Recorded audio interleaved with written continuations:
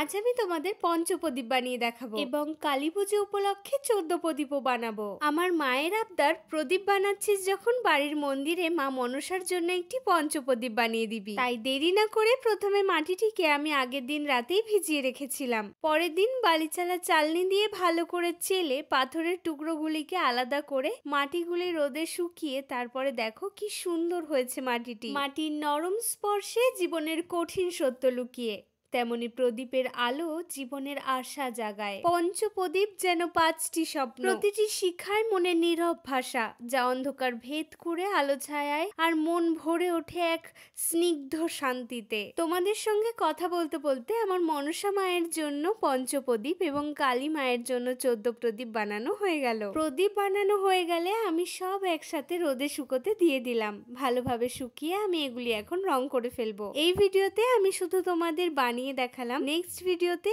রং এবং প্রদীপ জ্বালিয়ে দেখাবো।